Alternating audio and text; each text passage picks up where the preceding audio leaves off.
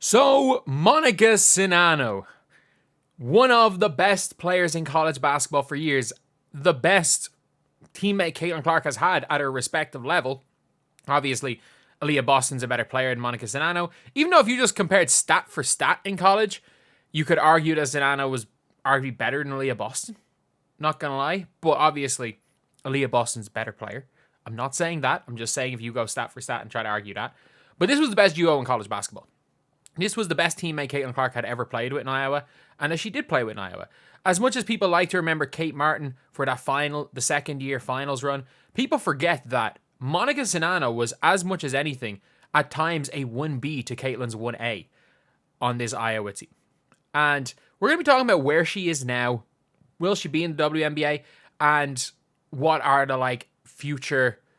Well, is there any future for her in the league or in pro basketball? So, first of all, obviously, Monika Czinano was a player for the Iowa Hawkeyes, and she played 5 years there. Obviously, she got a COVID year. Her first year coincided with Megan Gustafson being on the team. So we saw it with Hannah Stuelke in a similar way to Monika Czinano getting a lot of the minutes and Hannah Stuelke barely playing. We saw Czinano barely playing in her first year, and then Megan Gustafson getting a lot of the minutes and her being a National Player of the Year. But she wasn't this super highly ranked recruit. She was no 5-star recruit. But immediately, when they made 4 straight All-Big Ten teams, she was a 2-time All-American honorable mention.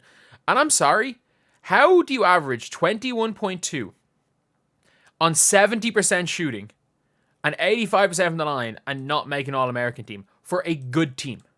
For a good team. I don't understand that. It's like Iowa were good in 2022. They were really good in 2023. She should have been an All-American one of those 2 years. Either way, but again, the All-American teams are dominated by the big conferences. They're by the big conferences, by the big teams. Big Ten is a big conference. But yeah, so she obviously was elite at Iowa. So much so that she was actually drafted early in the 3rd round by the LA Sparks. But look, we saw it in the WNBA. Because there is no G League, there's no developmental league. For the WNBA draft, not even every first round pick gets retained. Obviously, I'm gonna look say 2023. So if you look at 2023, I think maybe all of these are still in the WNBA. Lou's picked 5 and she's gonna be out of WNBA soon. Grace Berger, if Christy Sides continues to not play her, she might be out of WNBA. But again, you're looking at the 3rd round right here. And I don't think any of these are on a roster. In the 2nd round, they cut Maxwell, the Sky. Nika Mule barely plays. Celeste Taylor got cut. I know she got re-signed. Deaja Fair got cut. She never made the team in the first place. To be fair, Fair never made the team in the first place. Obviously, Kate Martin made the team. And then none of these made the team in the first place. I think Jessica Carter went... If I'm not mistaken, I think she went back to... Did Jessica Carter go to the Aces and then barely play, if I'm not mistaken?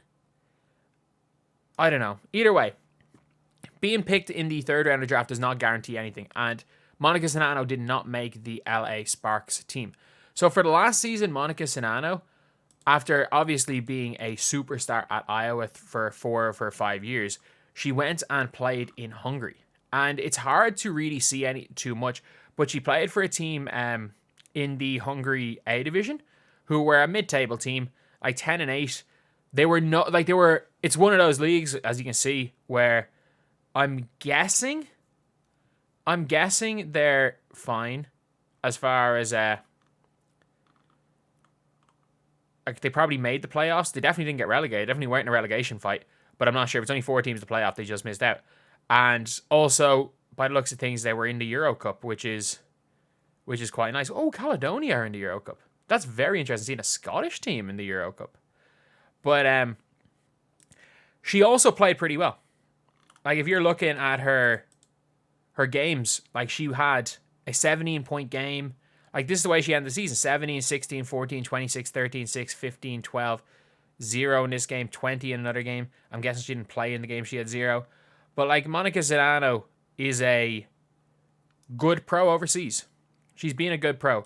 And this year, we've seen her as much as anything being at, like, sometimes when Caitlin Clark plays her games, we've seen her, like, watching a lot of Aces games. They've been at a hell of a lot of Aces games. Her, Bluter, some of the other coaches, just to watch the Iowa players. And especially because it's not like she was, probably her mentor when she first went to college was Megan Gustafson. So her obviously she probably would choose going to the Aces games. But Monika Czinano is genuinely like a borderline WNBA player. I think if I was the Fever, I would have considered signing her, especially because I don't know I don't know what Victoria Saxon's supposed to do. I don't know if she's good. I haven't seen her play. Like, there's nobody that I've seen play less. Like, I watched enough Dallas Wings games, and they're one of the worst basketball teams I've ever seen. They are literally like, Arike, go lose us this game, or go win us this game, and she loses a lot more than she wins. Like, the Dallas Wings have been the worst team I've ever seen. It is literally, Arike, you can shoot 25 shots a game and shoot 30%. We're good. We're good going down with you shooting. Just to see if Lou gets on. And I've seen Lou play more minutes than Victoria Saxon. Like, I don't know what the purpose of her on the team is. She must be the greatest, like, she hasn't got an assist this season. She literally has not got an assist this season. It's been 26 games. She doesn't even play in garbage time. Like, they will only give her 1 minute in garbage time. Like, these are 50-point games. She's playing 1 minute in 50-point games.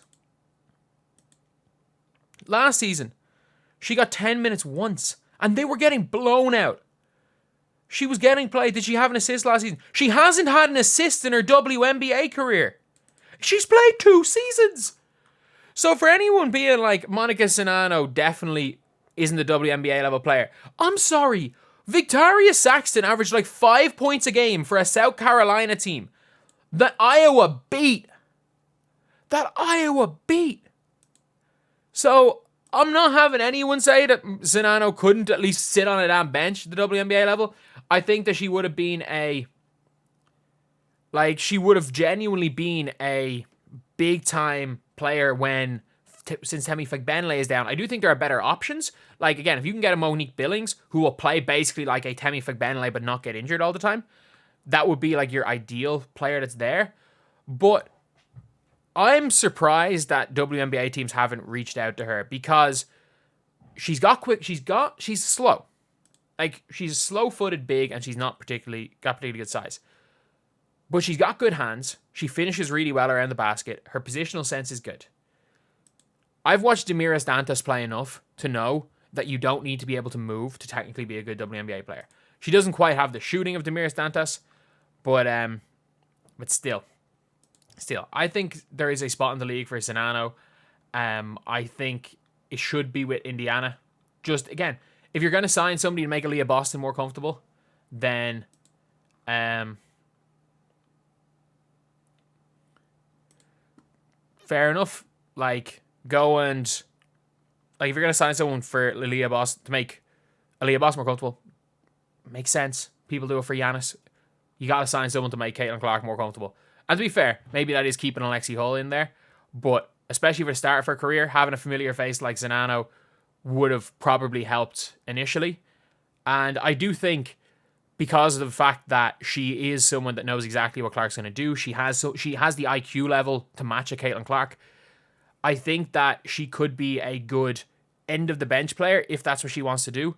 Because everyone's saying, oh, but she has the contract in Hungary. Yeah, she can have the contract in Hungary. I think she can still play in the WNBA. I don't think their seasons overlap.